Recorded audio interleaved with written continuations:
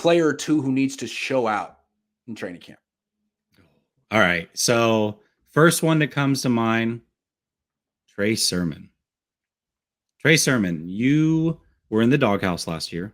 You remember at some point last year he scrubbed his social media accounts and took all the 49ers stuff off. I mean, he did what Debo did pre-Debo. He was the original Debo with that. Except for he was pouting when he did it. It wasn't over a contract negotiation. He was upset that he wasn't basically just given what he probably felt he was worth. And I believe, at least from what I've seen, it seems like he's grown through that. He's pushed through that.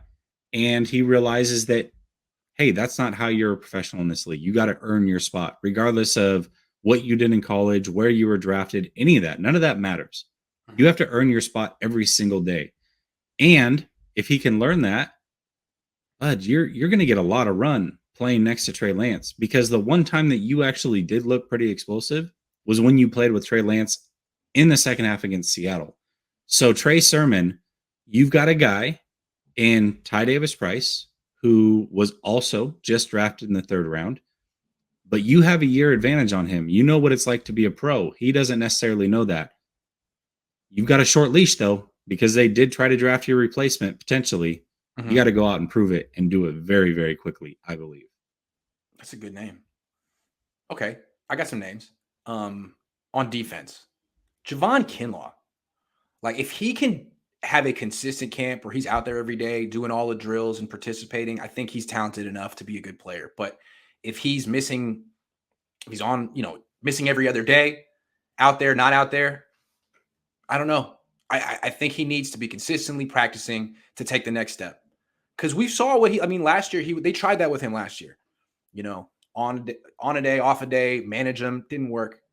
I need to see that everyone needs to see that this knee procedure worked and that he can be out there. He was like 24 years old. He should be able to practice every day.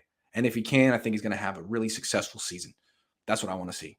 And then it's funny, he's going to be going up in one-on-ones. He didn't do any one-on-ones last year. That was a red flag. When he's doing one-on-ones this year, he's going to be going up against Aaron Banks a lot. That's another guy. And it's going to be fun to watch him go head-to-head because Banks, he might be a starting caliber offensive lineman. He might be good, or he might not. He might be Josh Garnett. Got to find out. Because if he's not good, they got to find something else. They got to put Colton McKivitz in there or do something. Aaron Banks has to show something in camp. And he'll get every opportunity. I like that. I think another guy that has to show something is Telenoa Funga. Yeah. Right? Like they got rid of Tart, who has played with Jimmy Ward for a long time in high school and at the professional level.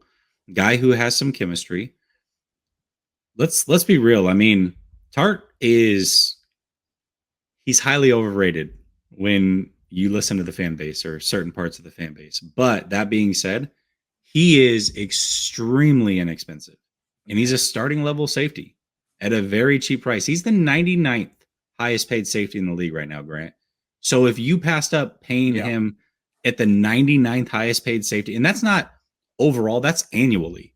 So we got a 1-year deal and is annually the 99th highest paid safety. If you pass that up for Telenoa Funga, then he's not a starting level safety? Right. That's a problem. That's a problem. That's a problem. So he has to show out as well.